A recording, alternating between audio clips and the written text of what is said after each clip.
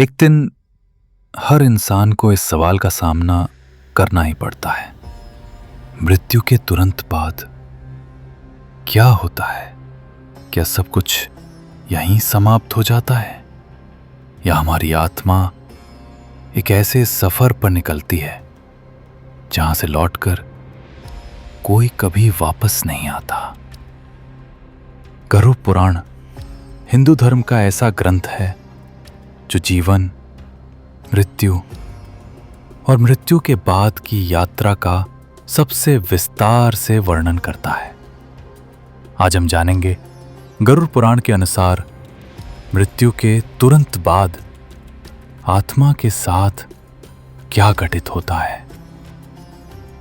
गरुड़ पुराण बताता है कि जब किसी प्राणी की मृत्यु होती है तो उसकी आत्मा सबसे पहले अपने शरीर को देखती है। कुछ क्षणों तक आत्मा समझ ही नहीं पाती कि ये वही है या ये सिर्फ एक निर्जीव देह है। धीरे धीरे उसे ये एहसास होता है कि अब ये शरीर उसका नहीं रहा। कई आत्माएं तुरंत आगे बढ़ जाती हैं, लेकिन कई आत्माएं अपने घर परिवार के आसपास ही भटकती रहती हैं। इसी अवस्था को प्रेत अवस्था कहा गया है। गरुड़ पुराण में वर्णन है कि मृत्यु के बाद यमदूत आते हैं।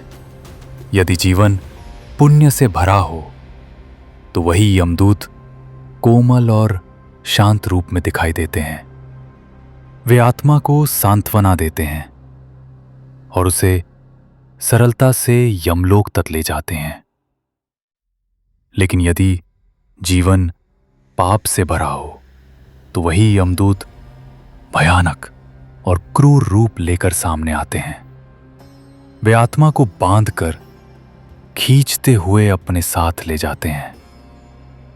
उनका कार्य है आत्मा को उसके कर्मों के अनुसार यमलोक तक पहुंचाना। मृत्यु के बाद आत्मा 11 दिन तक प्रेत अवस्था में रहती है।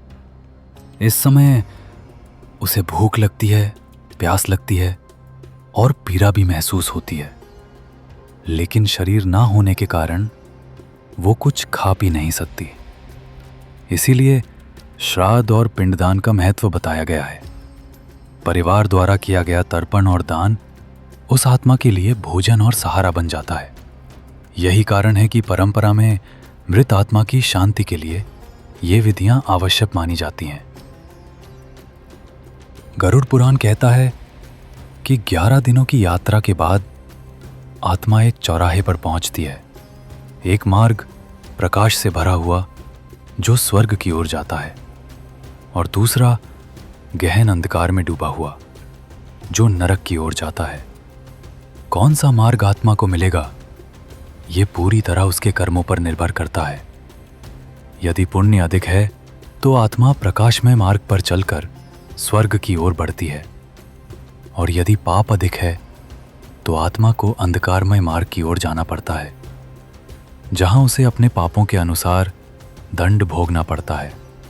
गरुड़ पुराण हमें यह सिखाता है कि मृत्यु के बाद धन, मान और शक्ति कुछ भी साथ नहीं जाता। सिर्फ साथ जाते हैं हमारे कर्म। इसीलिए जीवन में सदा पुण्य और सत्कार्य करने चाहिए। अगले भाग में हम विस्तार से जानेंगे गरुड़ पुराण के अनुसार नरक की भयानक सजाएं।